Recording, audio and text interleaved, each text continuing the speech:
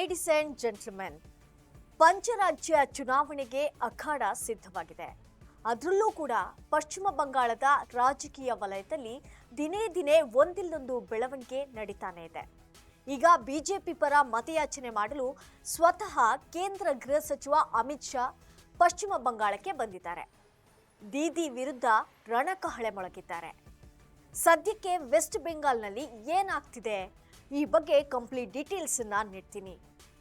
S ವೀಕ್ಷಕರೇ, ನೆಲ ಜಲ ಭಾಷೆಗಾಗಿ ಪ್ರಾಮಾಣಿಕ ಪತ್ರಿಕೋದ್ಯಮ.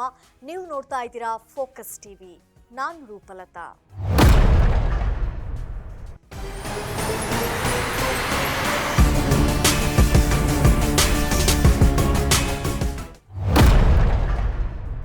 ವೀಕ್ಷಕರೇ, ಬಿಜೆಪಿಯು ರಾಜ್ಯದಾದ್ಯಂತ ಪರಿವರ್ತನೆ ಯಾತ್ರೆಯನ್ನ ಹಮ್ಮಿಕೊಂಡಿದ್ದು, ಅದರ ಭಾಗವಾಗಿಯೇ ಬೃಹತ್ ರ್ಯಾಲಿಯನ್ನ ಆಯೋಜಿಸಲಾಗಿದೆ.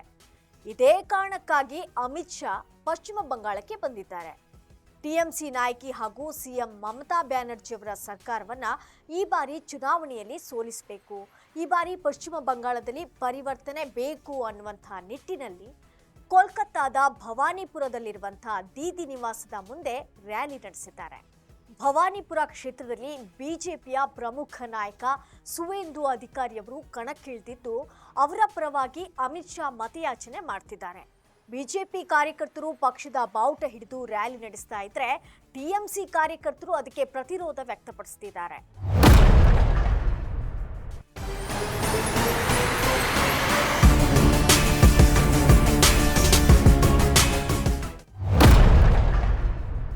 ಒಟ್ಟಿನಲ್ಲಿ ವೆಸ್ಟ್ ಬೆಂಗಾಲ್ನಲ್ಲಿ ಈ ಬಾರಿ ಪರಿವರ್ತನೆ ತರಲು ಅಮಿತ್ ಶಾ ಮುನ್ನುಗ್ಗಿ ರಣಕಹಳೆ ಮೊಳಗಿದ್ದಾರೆ. ಸೊ ಈ ಬಾರಿ ದೀದಿ ನಾಡಲ್ಲಿ ಜನರು ಬಿಜೆಪಿ ಕೈ ಹಿಡಿತಾರಾ, ಪರಿವರ್ತನೆ ತರ್ತಾರಾ ಅನ್ನೋದನ್ನ ಕಾದು ನೋಡಬೇಕಾಗಿದೆ.